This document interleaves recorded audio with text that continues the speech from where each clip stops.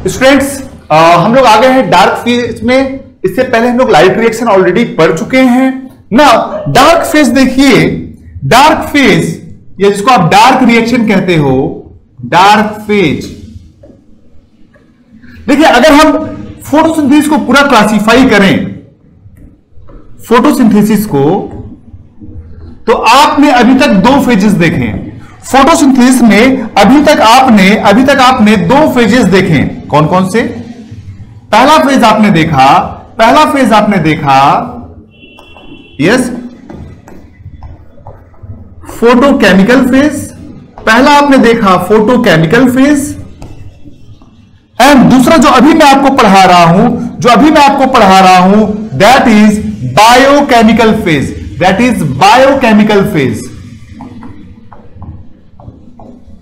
Biochemical phase.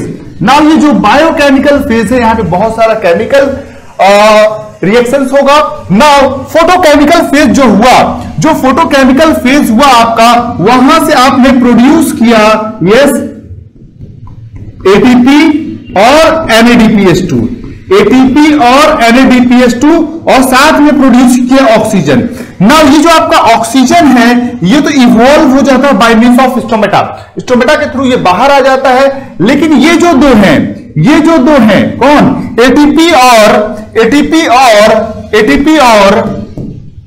NADPH2, ये use होंगे biochemical phase में। ना ये बायोकेमिकल फेज जो है, ये भी फर्दर दो तरह का होता है।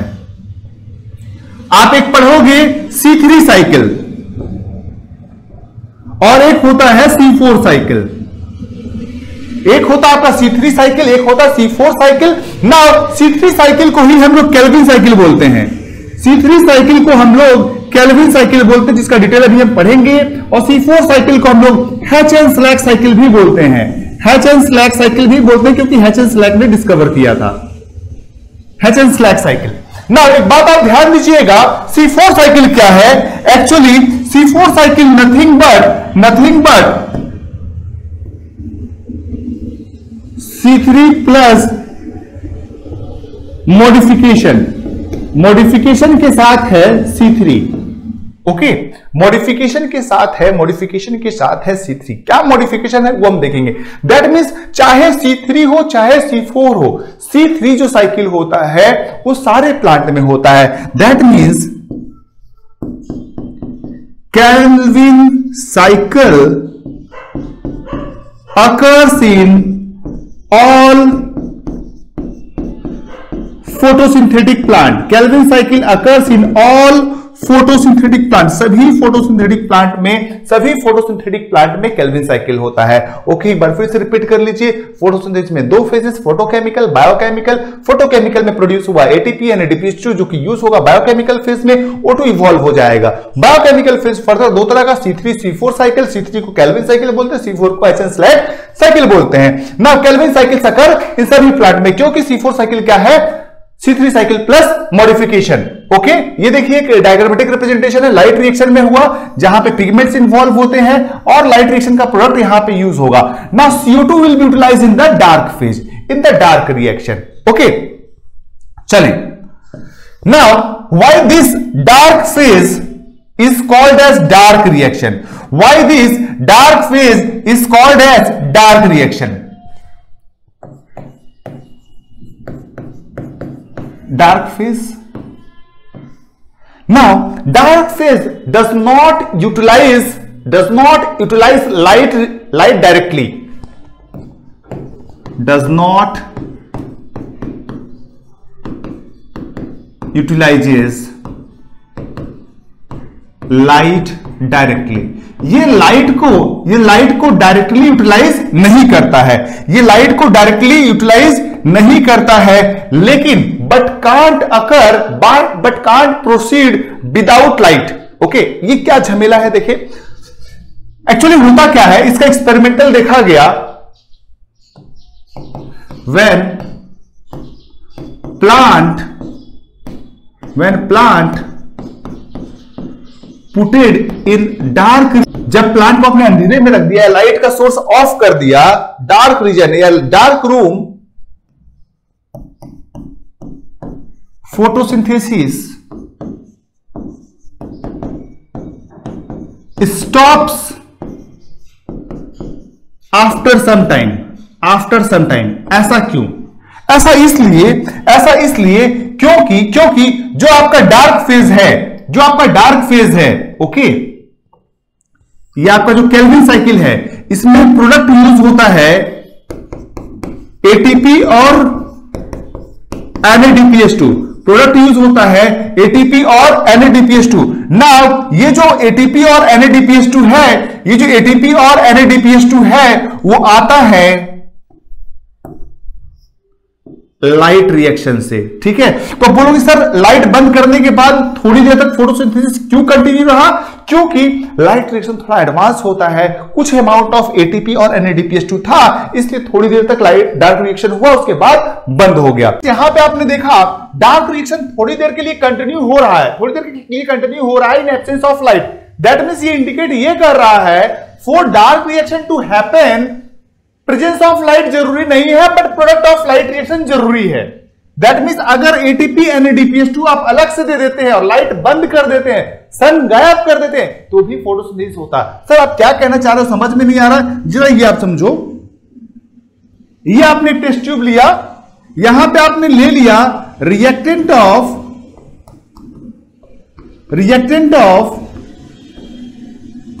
डार्क फेज का आपने रिएक्टेंट ले लिया, साथ में यहां पे आप ऐड कर दो, यस, ये एटीपी प्लस NADPH2 अलग से अगर आप ये ऐड कर देते हो, then photosynthesis can occur without light. तो ये क्या इंडिकेट कर रहा है? ये इंडिकेट ये कर रहा है भाई, for dark reaction light is not necessary, but product of light reaction is necessary. Here in this setup biochemical phase जिसको आप डार्क रिएक्शन बोलते हो, can occur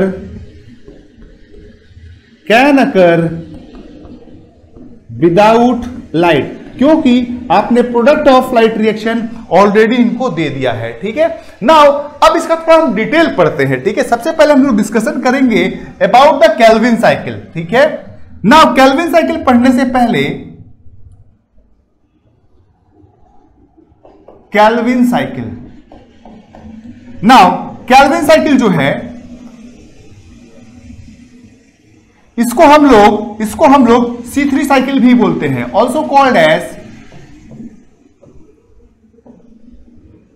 now Calvin cycle जो है इसको हम लोग C3 साइकिल भी कहते हैं, also called as C3 cycle. क्यों कहते हैं भाई C3 साइकिल? C3 साइकिल इसको इसलिए कहते हैं फर्स्ट स्टेबल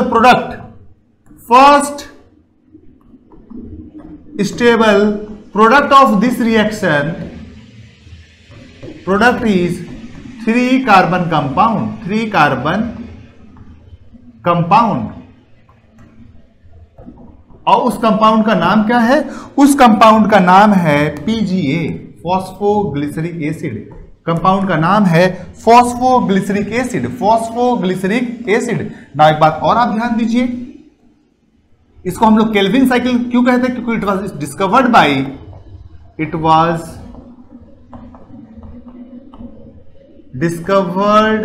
बाय केल्विन। ना जैसा कि आपको पता है ये केल्विन साइकिल सभी प्लांट में होता है, क्योंकि C4 प्लांट क्या है? C3 plus modification. So occurs in all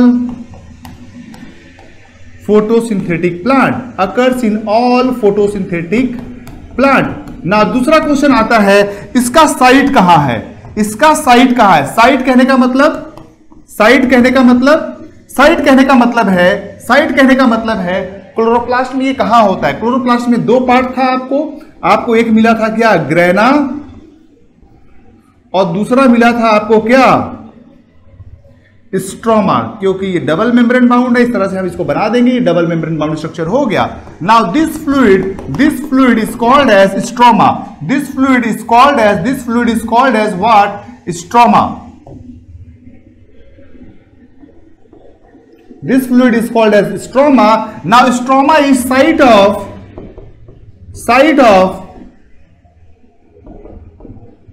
Calvin cycle, या बोल सकते हो साइट ऑफ C3 साइकिल, या बोल सकते हो साइट ऑफ डार्क रिएक्शन, या बोल सकते हो साइट ऑफ बायोकेमिकल फेज। तो भाई बायोकेमिकल फेज कहां होता है? यस, किसके अंदर? स्ट्रोमा के अंदर। ना क्यों भाई स्ट्रोमा के अंदर ही क्यों, थैलाकोइड के अंदर क्यों नहीं? Because stroma has a very special enzyme, stroma has a special enzyme that is called as Rubisco, that is called as Rubisco, okay, Rubisco। Now ये Rubisco के बारे में आपको कुछ खास पॉइंट याद रखना पड़ेगा। क्या? पहला, क्योंकि देखो सबसे प्लांट सबसे ज्यादा है वर्ल्ड में, सो बोल सकते हो most abundant enzyme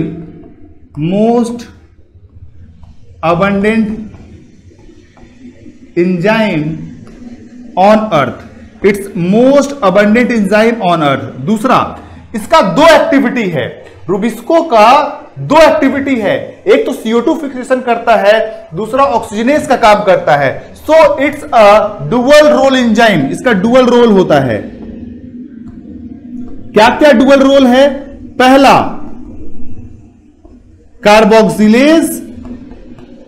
carboxylase and दूसरा जो है यस ऑक्सीजनेस, दोनों का काम प्ले करता है, रोल प्ले करता है।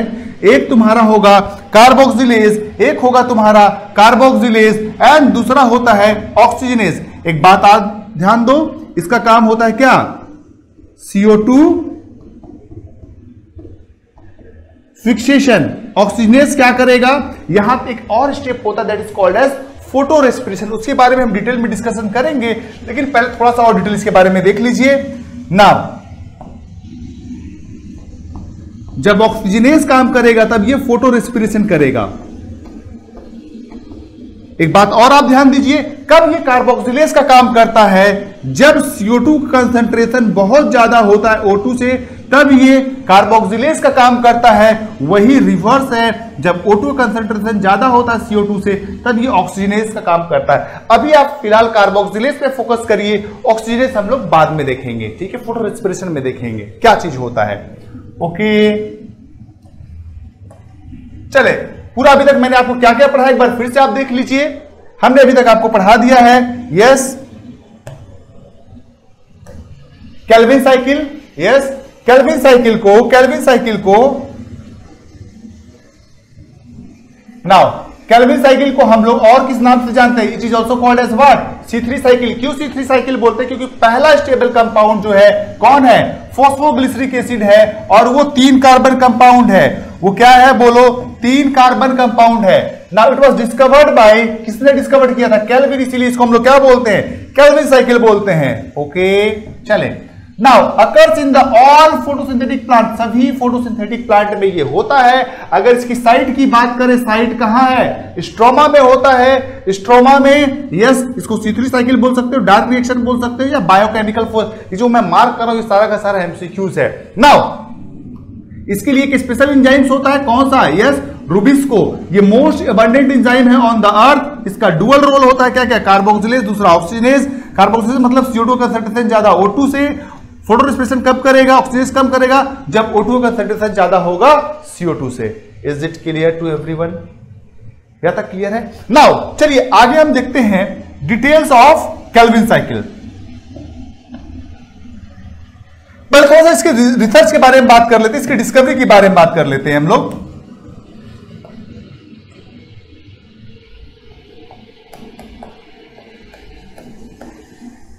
Discovery of Calvin cycle. Now Calvin cycle जो है इट वाज डिस्कवर्ड बाय, आपको ऑलरेडी पता है,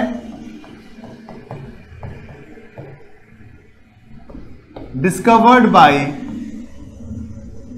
केल्विन। दूसरी बात, इन्होंने इसको डिस्कवर्ड किस पे किया था, क्या क्या टेक्निक यूज किया था, वो एग्जाम में आपको क्वेश्चन पूछा जाता है। Yes, discovered in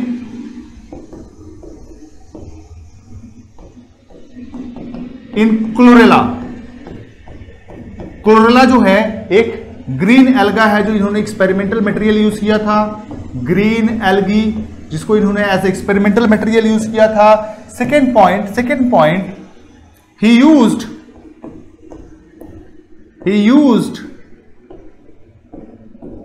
radio isotopy, ठीक है, and paper chromatography.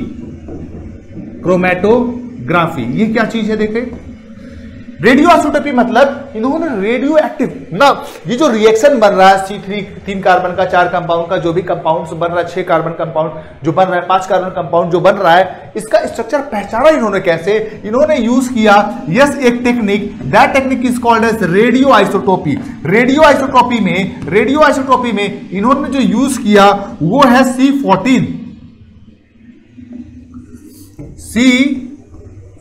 C14 carbon जो होता है रेडियो एक्टिव कार्बन होता है ना। पेपर क्रोमेटोग्राफी एक टेक्निक है जिसके वजह से structure of biomolecules can be identified. Structure of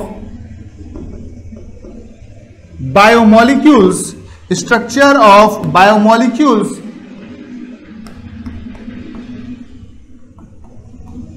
can be identified. Structure of biomolecules can be identified. Now मेरा एक बात और आप यहां पे ध्यान दीजिए, क्या किया इन्होंने, इस तरह से मान लो एक टेस्ट ट्यूब लिया, ठीक है, इसमें इन्होंने लिया क्या, क्लोरेला और पूरा एंजाइमेटिक रिएक्शन डाला, कार्बन यूज किया C14। टेक्निक है कौन सा, पेपर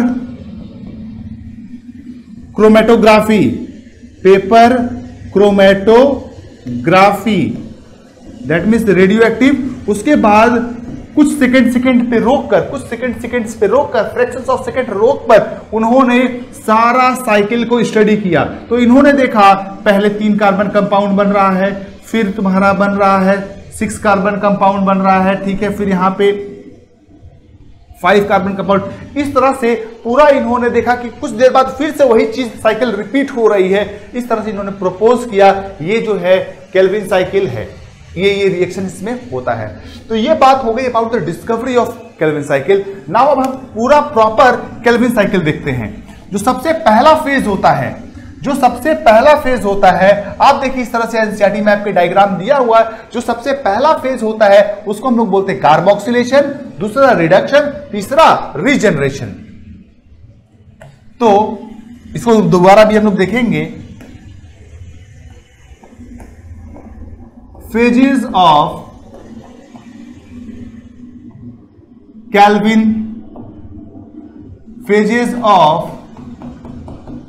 केल्विन साइकिल। क्या क्या फेजेस है केल्विन साइकिल में, अभी हमने आपको बताया। टोटल इसके अंदर 3 फेज होता है। बोलो कौन कौन सा। सबसे पहला जो फेज है that is called as carboxylation. दूसरा फेज जो है उसको हम लोग बोलते हैं रिडक्शन। एंड एट लास्ट तीसरा फेज है रीजनरेशन। देखिए क्या क्या हो रहा है। स्टार्टिंग कहां से होता है, इस रिएक्शन का स्टार्टिंग होता है 5 कार्बन कंपाउंड से, 5 कार्बन के कंपाउंड से, 3 4 5 कार्बन कंपाउंड, और इसके पास 2 फॉस्फेट होता है। That's why it is called as ribulose biphosphate. क्या नाम है, राइबुलोज बिसफॉस्फेट कुछ लोग बोलते हैं, कुछ लोग डाइफॉस्फेट बोलते हैं, bisphosphate, ribulose bisphosphate. Okay, now ये कंपाउंड में एक कार्बन और ऐड होगा CO2। ओके, और यहां से बनेगा 3 कार्बन का 2 compound, that is called as phosphoglyceric acid, phosphoglyceric acid, phosphoglyceric acid. ना एक बात आप ध्यान दीजिएगा, यहां पे जो एंजाइम होता है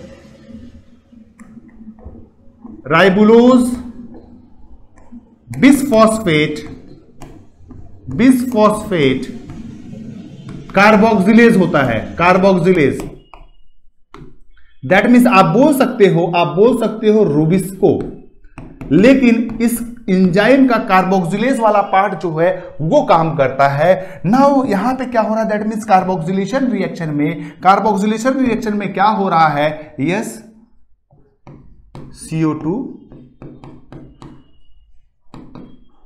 फिक्सेशन, क्या हो रहा है यहां पे, CO2 फिक्सेशन हो रहा है, ठीक है। नाउ CO2 को एक्सेप्ट कर रहा है कौन, RUBP, जो कि 5 कार्बन कंपाउंड था। तो जो पहला 6 कार्बन कंपाउंड, आप बोलोगे सर यहां पे 6 कार्बन कंपाउंड बनना चाहिए था। जी बिल्कुल आप सही बोल रहे हो, 6 कार्बन कंपाउंड बनता भी है, लेकिन वो अनस्टेबल होता है और ब्रेक हो जाता है 3 कार्बन के 2 कंपाउंड में, ठीक है। नाउ ये देखें, अगर इसमें से पूछा जाए इन तीनों में से मोस्ट क्रूशियल स्टेप कौन सा है, तो this is the what most crucial steps, this is what most crucial step, ठीक है। ये आपका मोस्ट क्रूशियल स्टेप है या मोस्ट इंपॉर्टेंट स्टेप है। नाउ अब देखें, ये हो गया। एंजाइम इन्वॉल्व कौन सा है इसमें, एंजाइम रूबिस्को।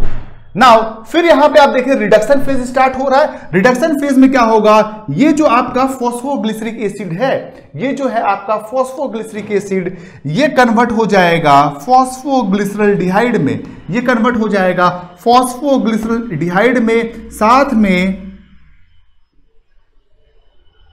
3-PGALD, ठीक है। साथ में ये जो फॉस्फोग्लिसरल्डिहाइड में कन्वर्ट हुआ, साथ में यहां पे खर्च होता है, NADPH2, ठीक है। और ये चेंज हो जाता है NADP में, NADPH2 चेंज हो जाएगा NADP में, और यहां से ATP चेंज हो जाएगा ADP में, ATP चेंज हो जाएगा ADP में।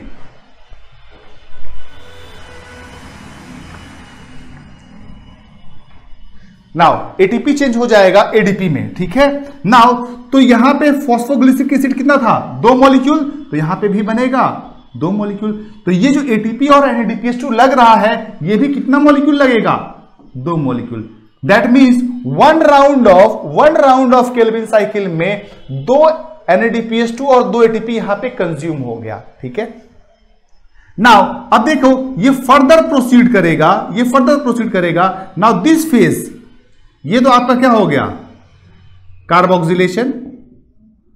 ये स्टेप क्या हो गया आपका, कार्बोक्सिलेशन। नाउ ये वाला जो फेज हो गया आपका, यहां से लेकर यहां तक, this is called as reduction. यहां से हो गया क्या, रिडक्शन। नाउ अब देखें, यहां से एक CH2O बाहर निकल जाएगा, CH2O बाहर निकल जाएगा, ठीक है। ये एक राउंड की बात कर रहे हैं। एक ग्लूकोज प्रोड्यूस करने में केल्विन साइकिल का 6 राउंड होता है, ठीक है। अगर आप फॉर्मूला देखें ग्लूकोज का C6H12O6, अगर इसको डिवाइडेड बाय 6 करोगे तो क्या आ जाएगा, C1H2O। तो यहां से CH2O बाहर निकला, यहां पे बन जाएगा RUMP। अब राइबोलोज मोनोफॉस्फेट जो है, अगेन यहां पे ATP खर्चा होगा और बन जाएगा ADP, ठीक है। नाउ दिस फेज में क्या हुआ, RUBP जो था वो रीजनरेट हुआ।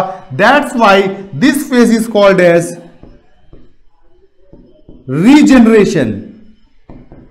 रीजनरेशन, ठीक है, रीजनरेशन। तो टोटल 3 स्टेप हो गया, एक आपका कार्बोक्सिलेशन, रिडक्शन और रीजनरेशन। तो रिडक्शन वाले फेज में क्या कंज्यूम हुआ, कंज्यूम्ड 2 NADPH2 2 ATP। यहां पे कंज्यूम क्या हुआ 1 ATP। Is it okay? चलिए एक बार पूरे साइकिल को हम लोग फिर से देख लेते हैं। यस, हम लोग पढ़ रहे थे क्या phases of the Calvin cycle. एक minute, just a minute. Okay, तो हम पढ़ रहे थे yes phases of the Calvin cycle. क्या क्या फेज होता है? 3 फेजेस होता है। कार्बोक्सिलेशन है, एक आपका रिडक्शन है, एक कार्बोक्सिलेशन है, एक आपका यस रिडक्शन है, एंड एक है आपका क्या रीजनरेशन। ना कार्बोक्सिलेशन में क्या होता है? यहां पे CO2 का फिक्सेशन होगा।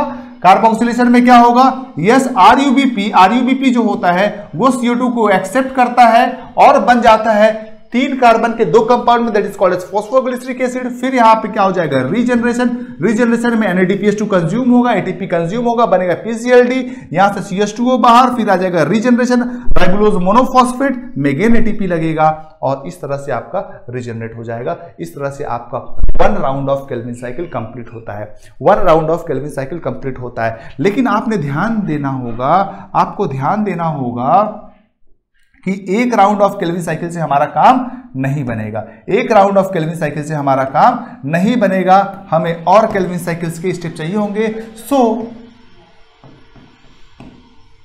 To produce 1 glucose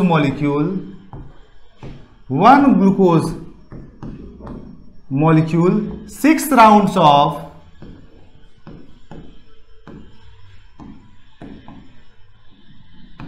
Kelvin cycle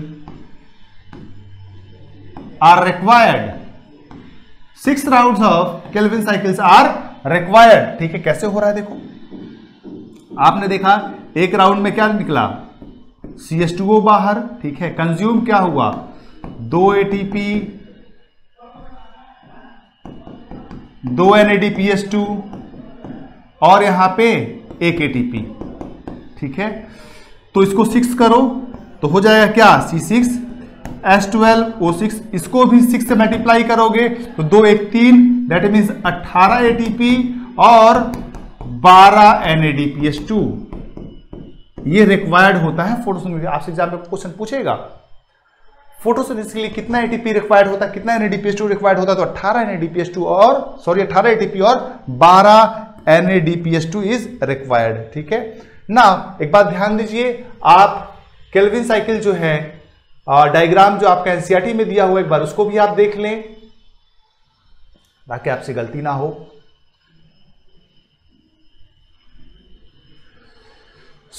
ये डायग्राम आपके एनसीईआरटी में दिया हुआ है।